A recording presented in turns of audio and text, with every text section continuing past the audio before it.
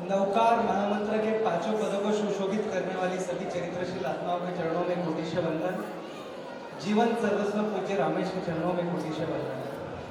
और इस धामन गांव की धर्म नगरी को मेरा नमन। मन मंदिर में देखो अब गूंजे है गीत और शहनाइयाँ। मन मंदिर में देखो अब गूंजे है गीत और शहनाइयाँ।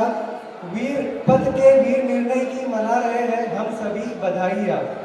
कृपामयी गोद में गुरु राम के समर्पित आपका मस्तक होगा। कृपामयी गोद में गुरु राम के समर्पित आपका मस्तक होगा। उन्हीं श्री चरणों की सेवा में अर्पित सारा आपका जीवन होगा। मुकम्मल होगी आरज़ू और होगे अपनी आत्मा के आप हितेश। मुकम्मल होगी आरज़ू और होगी अपनी आत्मा के आप हितेश।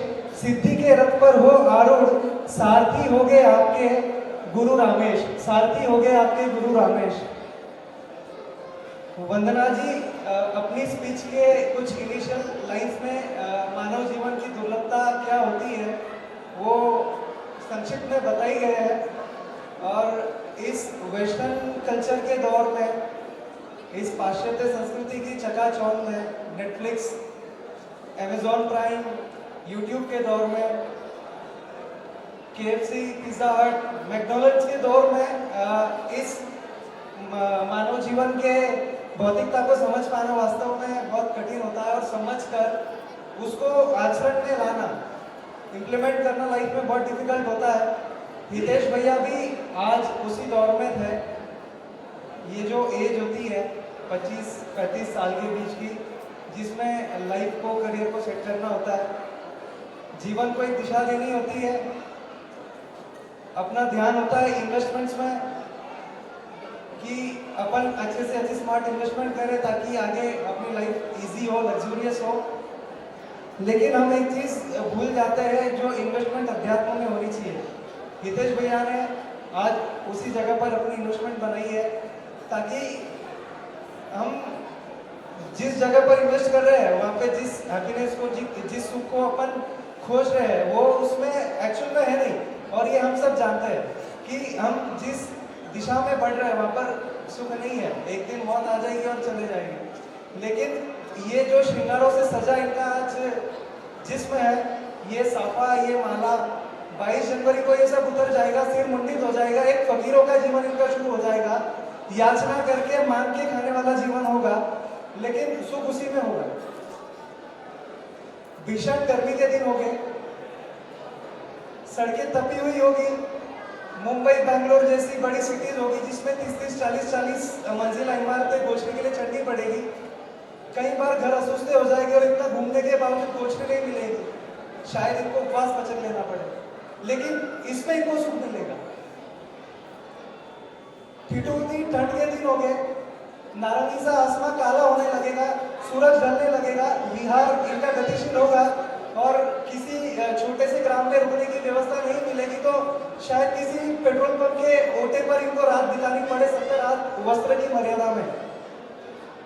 बहुत मुश्किल है, लेकिन इनको सुख उसी में मिलेगा।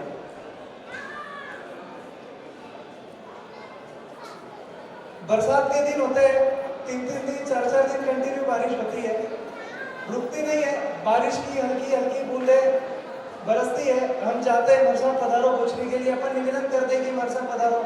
मरसा प्रवेश न करते ही यत्नपूर्वक देखते हैं कि कहीं बूंद तो नहीं गिर रही है। ऐसे 3-3, 4-4 दिन बीत जाते हैं। आहार तो दूर, शायद पानी भी मुकम्मल नहीं होगा, लेकिन इनको सुख उसी में प्राप्त होगा। और यही है वास्तविक संयम जीवन। सड़कें फटी हुई होती है, उसमें पैरों में छाले आ जाएंगे, लेकिन इनको उसका दुख नहीं होगा। उससे होने वाली आत्मा निर्जरा का, कर्मों की निर्जरा का जो सुख है, इनको उसमें सुख की अनुभूति होगी।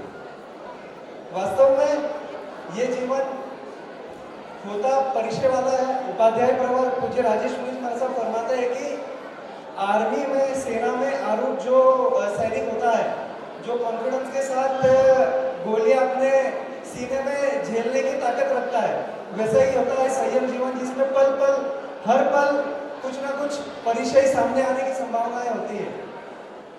मैं आपके इस निर्णय को नमन करता हूँ। साथ ही मैं वीर पिता श्री हेमकरण जी और वीर माता जी का भी बहुत बहुत अभिनंदन करता हूँ कि अपनी कलेजे की कौर को इस मार्ग पर बढ़ाना वाकई में बहुत मुश्किल होता है। आपने बहुत बड़ा दिल करके अपने पुत्र को जो मानव जीवन की वास्तविक राह होती है उस पर बढ़ाया है। साथ ही मैं हितेश भैया को भी कहना चाहूँगा कि आप जिस मंजिल को, जिस लक्ष्य को लेकर इस मार्ग पर बढ़ रहे हो, उस वितरागता को, उस शाश्वत सुख को शीघ्र प्राप्त करो। हर परिचय को हर संघर्ष को आप सहन कर अपने कर्मों को खपा कर सिद्धावस्था को प्राप्त करो।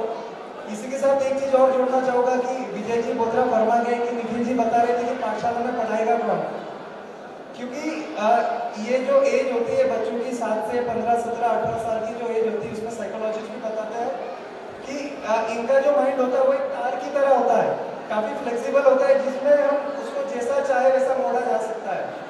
धीरे धीरे जैसे अपनी एज प्रोग्रेस होती है वो तार धीरे धीरे एक सलिए के रूप में बन जाता है जिसको मोड़ पाना कठिन होता है। हितेश भैया ने तो काफ़ी बच्चों को यहाँ पर ट्रेन किया है, लेकिन साथ ही सभा में उत्सव भैया, निखिल भैया, हिमांशु भैया, आप लोग बैठे हैं। हितेश भैया की इस जिम्मेदारी को आप आगे बढ़ाएंगे और पाठशाला को भी गतिमान रखेंगे। इन्हीं शुभ भाव के साथ जय नारायण, जय हिंद।